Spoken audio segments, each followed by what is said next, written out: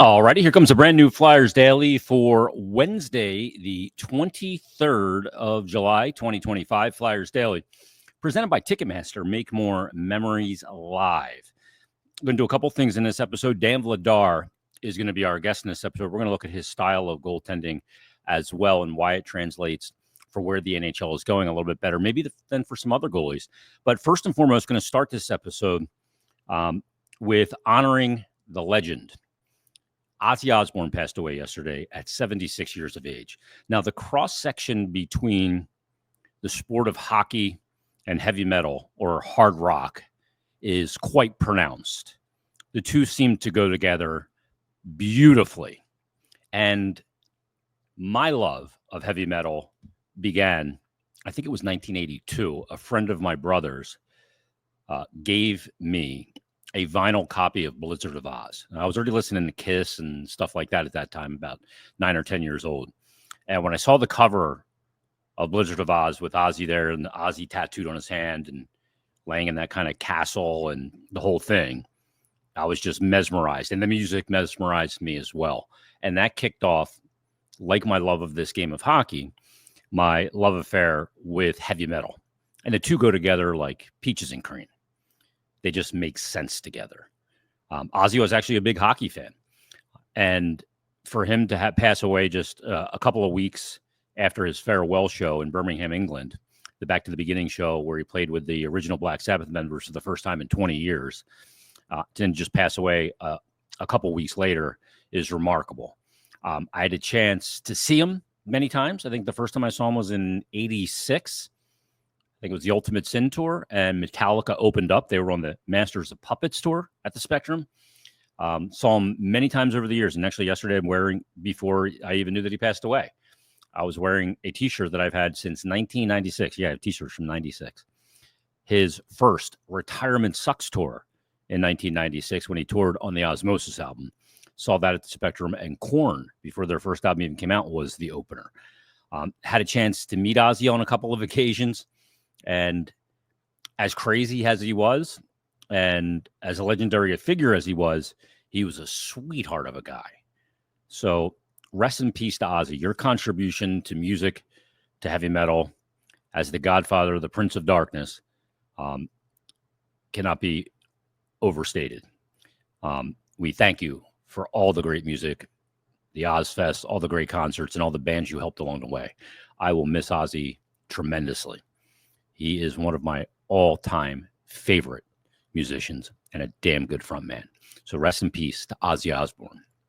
Secondly, Parter Martone going to Michigan State. It figures it pops the morning Bill and I released the episode for Monday where we talked about going to have to make a decision soon. Is he going to college? Is he going to come to training camp? Does he go back to the CHL?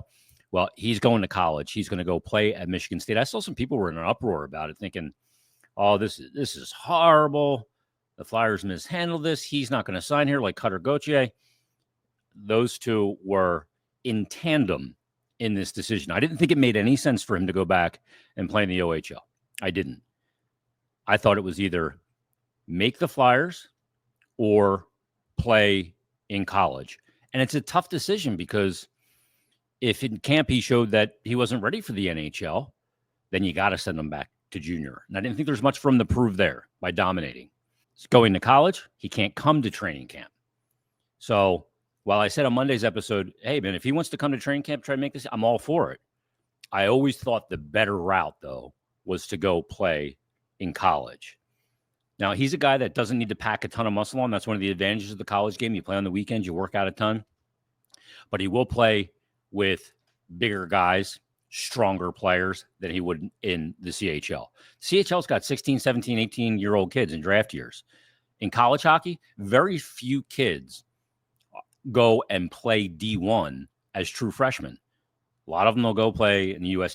National Team Development Program or play in the BCHL or NAHL and work their way to the college game, get there around 20 or 21 years old, 22 years old.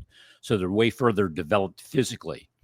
I wish he would have went to Penn State for selfish reasons as a Penn State alum and joined Gavin McKenna and brought a national championship, a Frozen Four victory to Penn State. But he's going to go to Michigan State. and he'll get great development there. Shane Van Sage's there as well. So he's got some Flyers connections to it, and gives us another reason to watch another good college program this year, to watch Parter Martone. Now, if Michigan State goes all the way to the end in the final of the Frozen Four, that'll end probably around the 9th, 10th, or 11th of April, right at the end of the Flyers season. But if he gets knocked out earlier than that, he can obviously sign his pro contract and come play for the Flyers or play for the Phantoms. We'll see where he is at that point, where the team is. And there's still a good chance we could see his NHL debut this year. So Parter Martone will be heading to Michigan State this fall as a matriculating student, and best of luck to him. I'm very happy with the decision, and obviously it was made in a timely manner, giving him time to prepare to go to Michigan State and everything that comes along with that. And we'll be keeping a close eye on his development, because obviously he's a big piece of this thing going forward for the Philadelphia Flyers as a 6th overall pick in this past year's 2025 NHL entry draft. So I am very pleased with that situation. I would have been okay if he came here, but there's a little bit of risk involved if he showed that he maybe wasn't ready to play in the best league on the planet. And that's no slight on him as a player, because very few players in their draft year get drafted and go right into the NHL. It's a rare breed that certainly does that. Very special players that do that. Not to say Martone won't be special, but maybe the best thing for his development long-term. And that's what this is about, long-term, to get him to be the best NHL player he can be. Not as quickly as possible, but the best he can be in his prime. Maybe going to Michigan State's part of that. So we'll keep a close eye on that situation. And it's nothing like the Cutter Gauthier situation. You're like, it's not even apples and oranges. I always say this is like apples and tennis rackets. Not even close. The communication is there. There was not communication with Cutter Gauthier's camp and his family. And that's a big reason why he is not a member of the Philadelphia Flyers any longer. Flyers move forward. They have a couple of Anaheim Ducks. They have Jamie Drysdale, obviously, and they also have now Trevor Zegras as well. I can't wait for the season. I'm starting to get really hungry for hockey and really start to chomp at the bit to get some answers to a lot of these questions that we'll go into the season with. Whether it's Trevor Zegras, how he bounces back after a couple of down years, whether that's Jamie Drysdale, his further development, whether that's Cam York bounce back year, whether that's Owen Tippett consistency, whether that's Tyson Foerster starting the year, where does Sean Couturier fit? Matvei Mishkov year 2. Does Grabenkin make the team? Does Alex Bunk make the team? All these different questions we've got to answer. So come training camp, we'll start to get some of those answers. Will we get all of them by training camp? Probably not. It'll take some time into the season, and maybe for some of our questions going in, the entirety of a season. And obviously one of the big questions going in, because it's such a consequential position, is goaltending. Last year, it wasn't good enough. It wasn't consistent enough. Sam Ersson got hurt. Took him a while to get his legs under him in his game and get things settled. He didn't really get into a rhythm with his game, getting hurt early, coming back, getting hurt again. Eventually did catch a little bit of a good streak in January into February. But overall for the team last year wasn't good enough, that combination of Ersson, Fedotov, and Kolosov. So they went out this offseason, and they wanted to upgrade the position without too much of a commitment. You could have gone into the trade market. There would have been a cost per acquisition. It wasn't a great goalie free agency class. So they opted to sign Dan Vladar, who spent time as a Bruin, spent time in Calgary, obviously, and is now with the Philadelphia Flyers. And we're going to hear from Dan in just a couple of minutes. I mentioned this before. I really liked his press conference when he talked about how many games he will play, how many games he should play, and about earning it. We'll talk to him about that. We'll talk to him about the style of his game as a big 6'5", 6'6" goaltender, how that style has changed, and what's the impact going to be of Dan Vladar? What's the impact going to be on Sam Ersson with Dan Vladar? I think it's a good thing, good competition. So before we get to Dan Vladar, I wanted to take a look at some tape of Dan Vladar to kind of get a little bit of an advanced scouting report on what we can expect to see from him. Like I said, he is a very large goaltender. He is 6'6", good skater, especially for his size, moves well, I think early in his career, he would take quite a bit of ice, really come and attack a shot and do that with his depth. Now, there's basically, when it comes to hockey, there's 4 depths. I'll put these on the screen for people. You have your aggressive depth, base, conservative. It's the ABCs of depth. The aggressive is outside, like a foot outside the top of the crease. Base is heels on the top of the crease. Conservative is toes on the inside the top of the crease. And then defensive, obviously, is really far back into the net. And, you want to use those depths in certain situations because they benefit you. But the game of hockey is changing a little bit now as well, and we'll talk about that. But your basic, if a shot's far away and there's no backdoor or side of net options for a shooter, you can take ice because you're taking a shot straight on. If there's a cross ice pass that could come, you want to take less ice because it's less you have to travel to go from side to side. And the reaction speed, you don't have time to react. Making yourself big is part of the equation. You see here with the reaction time versus speed shot, how little time a goalie can react. A goalie's removing before the puck is even off the stick with reading the shoulders, the head, the eyes, the positioning of the puck in relation to the body, the blade of the stick, all of those things. So the goalie is reading all that. A lot of times the shooter's coming down on a puck and a goalie's already coming up with the blocker because he's anticipating by reading his body where that puck is going. Human can't react quick enough to how hard they can shoot the puck with the accuracy they can. So let's look at some Dan Vladar highlights here. And Vladar, obviously, here he's playing for Calgary against the LA Kings. This is a game, I think, on April 15th of this past year. Calgary's in a must-win situation, very tight game against a team that is going to the playoffs in the Kings. You see here the Kings get a little mini 2-on-1. Quentin Byfield, boom, he gets over. And you look at his depth again. His depth, even on a 2-on-1 rush, he's not taking a lot of ice and flowing. If you see here, he's starting well inside the top of his crease. Cross ice pass comes the D. I don't like how the D played this. I'd rather the D take away the pass because that would have made the scoring chance less opportunistic, less high danger. But the D attacks the passer and gives the shooter here a wide open shot at the net. He gets it. He comes in, comes around, tries to deke Vladar.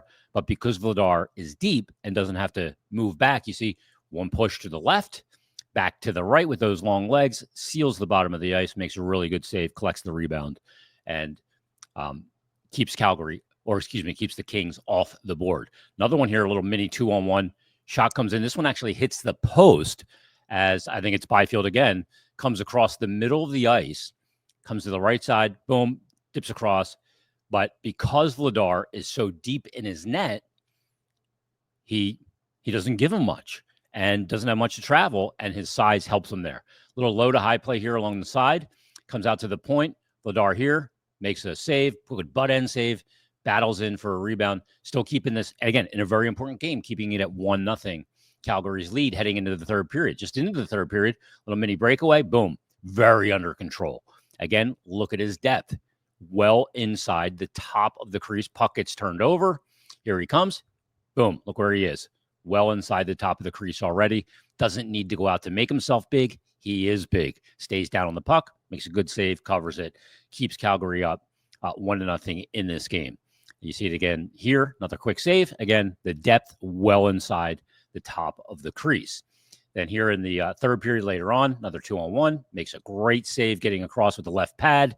On that one-time opportunity, going across, showing good lateral movement.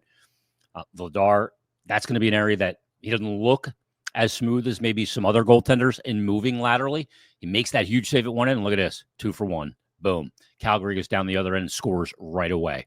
There's nothing better for a goaltender than making a huge save at one end than your team going down the other end and getting a goal. And in that situation, in the third period in a 1-goal game, going up 2-0. I think they won the game 5-1. Here's a save from Vladar showing his compete level. This is back in the bubble when he was playing for Boston against the Penguins. And he just makes an unbelievable paddle save here. And this is just a guy competing. You see, totally beat. Boom, throws the paddle of the stick out there. Makes a great save and keeps the Penguins off the board there. Boston still up 1-0. And He's got that size, but he's got a lot of compete in his game as well. You see here, late in the game against Edmonton for Calgary, once again, final 10 seconds, up by a goal, makes a good save there, again, deep in his net, and then puck gets back to the middle of the ice here to preserve that 1-goal lead, and you watch, again, the compete level here, just going all out, sprawling, eventually gets that blocker arm along the ice, makes the save, covers the puck, horn sounds, and you'll see it here. Again, look at the depth. That one off the butt end, and then he's down and out, but boom, he gets across and sprawls, makes a really good save and covers that puck up. You look at Vladar, there's a lot to like about his game. Why hasn't he been consistent yet? That's part of it. He's got some technical aspects he can still dial in a little bit. Good on the posts. His movement maybe can be a little bit more explosive. But again, it's going to be up to him to earn his playing time. So there's a little scouting report on Dan Vladar. Let's get to the man right now. I had a chance to talk to him last week.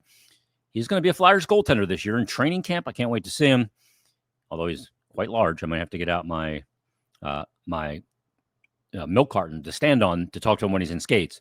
But here's my conversation with Flyers goaltender Dan Vladar. It is a brand new episode of Flyers Daily, middle of the summer. What do we do in the middle of the summer? We check in around the globe.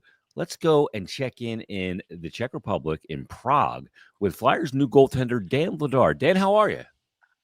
Hi, thank you so much for inviting me. I'm doing great. Obviously, Friday afternoon, all the workouts are done, and I can't wait to have a good time during the weekend. How have your workouts kind of ramped up to this point in mid-July, and how much more ramping up takes place before you get over here and start some captain skates in about September? Yeah, so it's getting more intense, obviously, as you get a little bit closer to that stage, as you said, to September. So I'm gonna start skating again. On Monday. I just took probably 2 or 3 weeks off without the ice again. So yeah, so it's ramping up. It's getting the reps are getting shorter, a little bit heavier. So obviously a little bit more sweat, but the workouts are not as long as they were before. So way more fun right now. Um, is there anything particular that you want to add to your game or sharpen in your game this summer? Sometimes you go into it all season and say, okay, I'd like to add this, some kind of save selection, post integration, something like that, or just sharpen some things. 100%. So for me being almost 6'7", always the thing for me was getting stronger. So during this time, I was trying to put on some muscles, and on the ice, it's always about skating.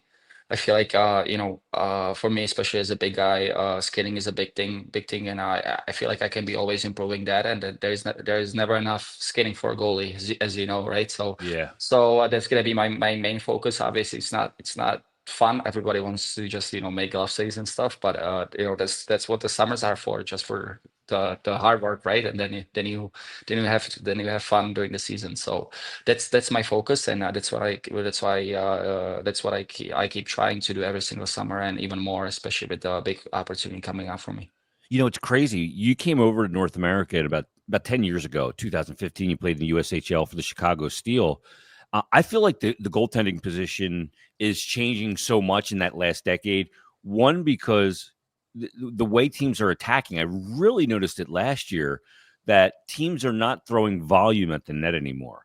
They're throwing quality, not quantity at the net. And so much of it obviously is the east-west pass, high tips and rebounds and those kind of things. Do you feel like you want to stay on your edges a little bit longer now, beat the pass on your edges and be there and square? Is that how it's changing for you from how they're attacking? 100%, especially for me, as I keep maturing a little bit, I'm finding in my game that I can stay a little bit more deeper to give myself a little bit more time, to track the puck and to see the puck coming my way. So that's another thing that I keep trying to work on, especially as you mentioned that guys are getting so much smarter, and as you said, they are not just throwing everything blindly to the net. Every single pass is going on a stick for a purpose of not making it easy on a goalie. So that's a big step, 100%, especially with the guys that are getting so much better every year. Just so people know, goalies love like confidence builders. You give me a clear sighted shot from the blue line all day, it's pitch and catch, and you get to Yeah, feel the puck and stay, feel like you're connected 100%. to the game. When they just throw like 22 shots at you, there's a lot of quality in there. That's not fun for a goalie. We want more than that. Yeah, 100%. Let's talk about why you chose Philadelphia. You signed a 2-year deal. I watched your press conference. I was just really impressed with a lot of things you had to say. And you wanted to come here on the 2-year deal and really get an opportunity. You're healthy right now, and maybe that's the biggest key for you. Do you feel like this is just a good opportunity from where the team is standpoint and your health and your game standpoint? Both, especially, I didn't want to go to any what usually reporters like to say rebuild team. I wanted to go into a team that, that's hungry and that's trying or that's willing to do everything to make it to playoffs. So, that was my first thing of, not putting myself in a team where, there is nowhere really to go. So I felt like Philly is a hungry team, and that we are willing to do everything we can to make the playoffs, which should be. And when I spoke to our head coach, that's what he told me too. Our goal is to make playoffs. So that was the first biggest thing for me. Going somewhere where where just the team is really hungry and willing to do everything. And then obviously second thing was, I wanted to see some more playing time. So as I mentioned in the press conference, I didn't want to hear anything from Danny or from, Dilly and or head or Touch from our head coach of promising me any number of games. I just feel like they should be whoever's gonna play the best hockey should be playing, right? So You want to earn Philly. it.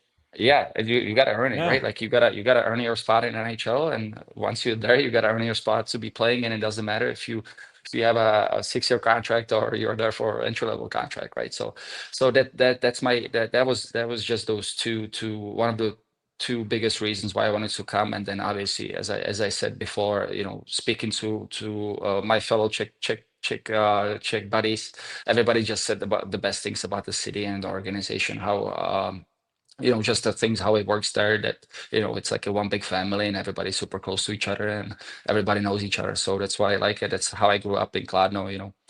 Team that Yax used to own. He just sold it this summer, but Yeah. that's how I was raised. It didn't matter. I was 13, 14 years old, and I saw guys that they were playing pro hockey, and everybody knew my name.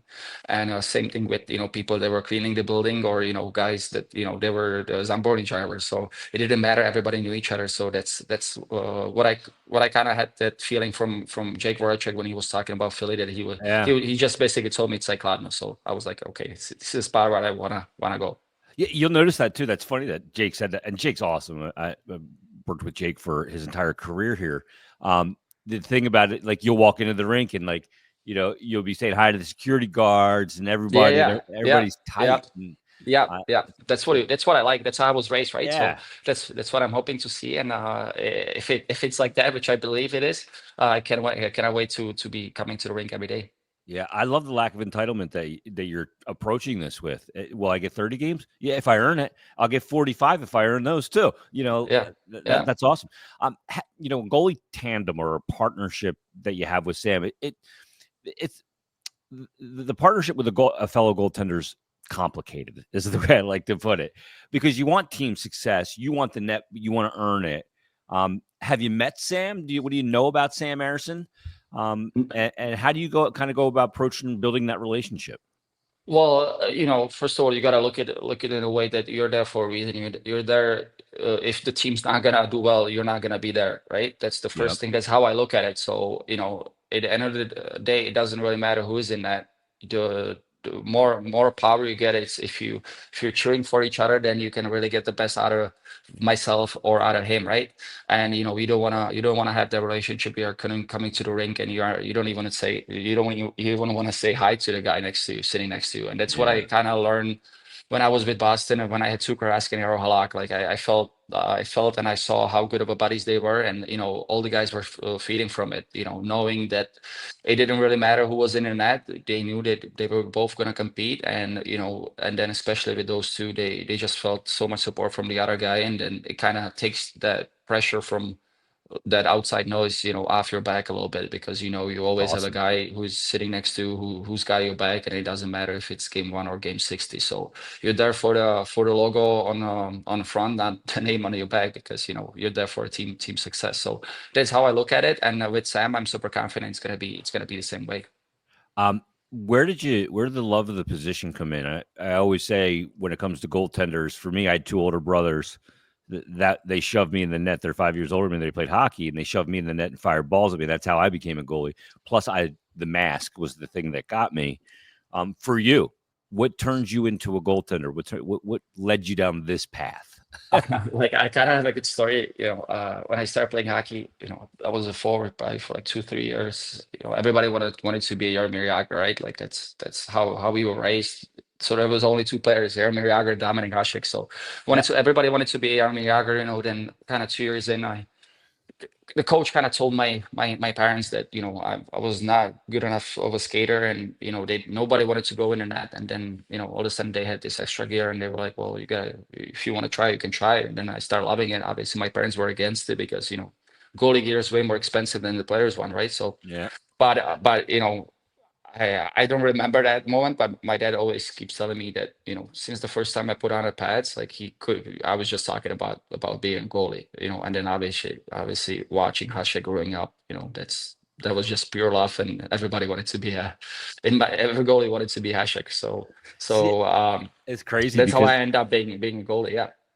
it's crazy because like watching Hasek, like I was in probably high school at that time playing in the late 80s or early 90s, but that's probably a little bit before him. But he wasn't a guy that people could imitate because it was like, No. okay, guy coming down on 2-on-1 barrel roll. Like who thinks of Yeah. that, right? Like Yeah, I could yeah, never no, it's think just like yeah, him.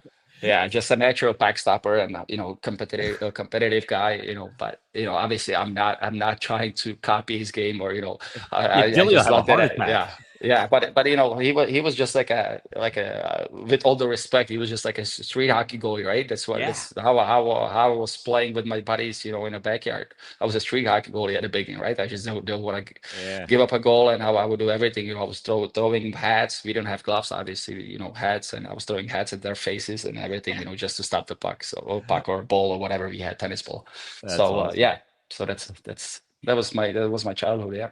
Are there some guys though that you actually model your technical aspects of your game after?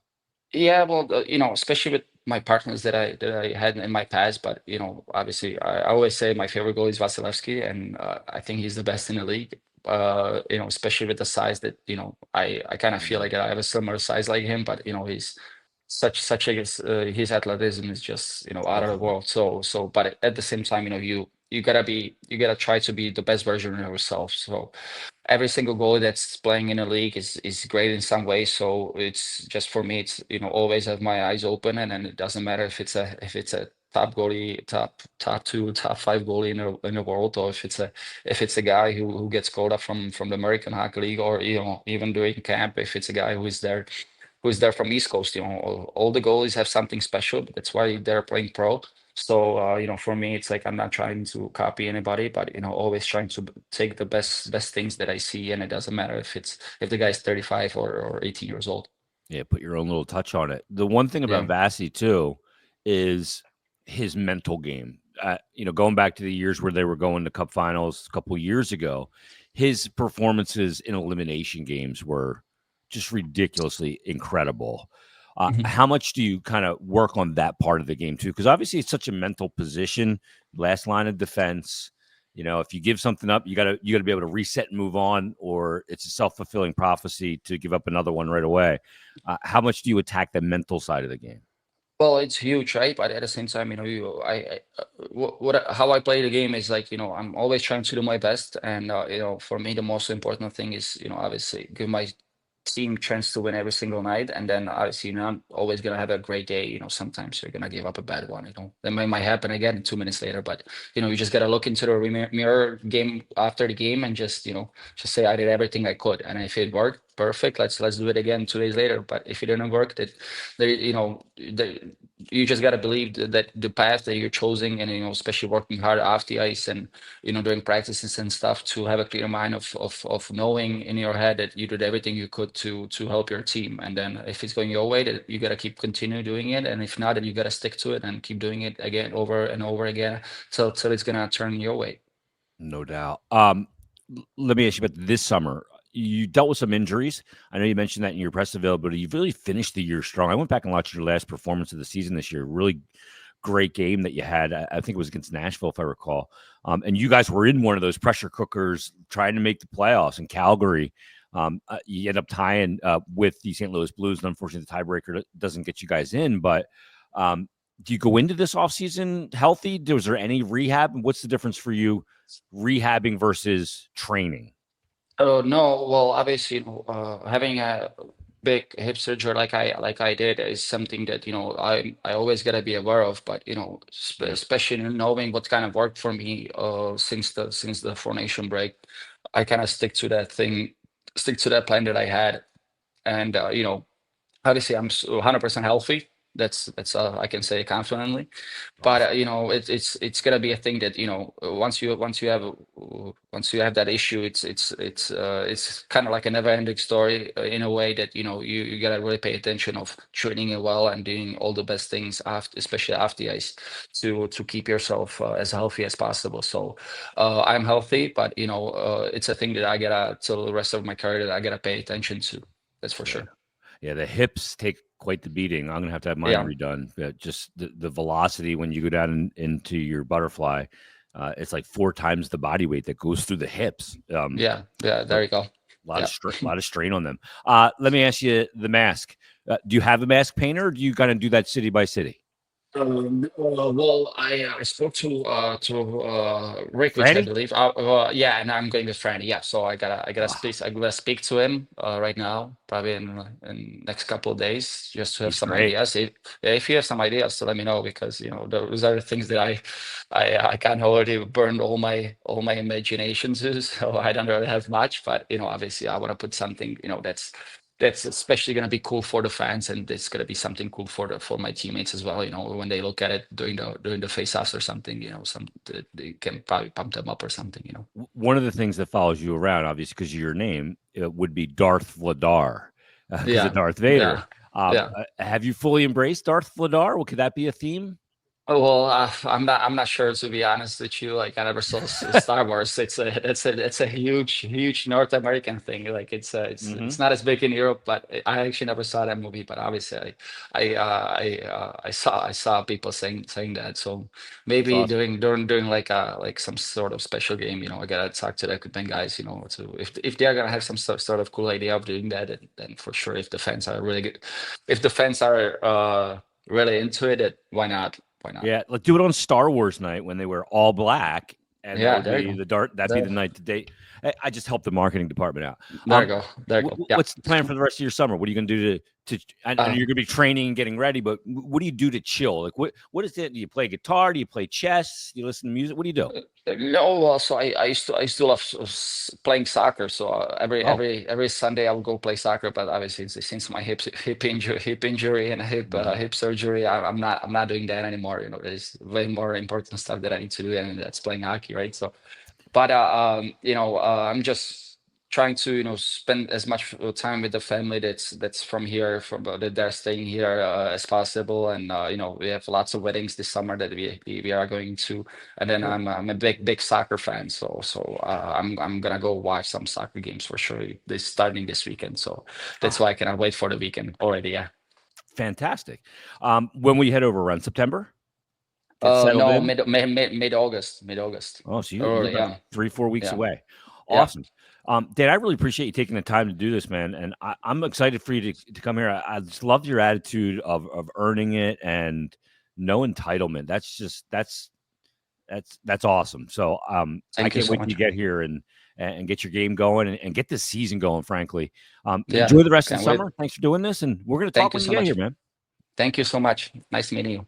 Take care. Thanks to Dan Vladar for taking the time in his summer break to drop in on Flyers Daily. And we look forward to having more discussions with him coming up when everybody reports for training camp. We'll be talking to the goalies about goaltending, and it's a huge question mark coming in. We'll see if the Flyers can answer that into the affirmative. That would go a long way to showing an improvement year to year for the Philadelphia Flyers. Sam Ersson, Dan Vladar, presumably your top two goaltenders. Who's number one? Who's number two? We'll see. Whoever's playing better gets the crease. And that's how Dan Vladar feels as well. And I know Sam Ersson feels that way also. They should be a good tandem together to push each other. All right, that's going to put a wrap on this episode of Flyers Daily. Join us Friday. We'll have another brand new episode. And who knows where we'll go. Maybe we'll talk about some more expectations and much more. So join us Friday on a brand new Flyers Daily.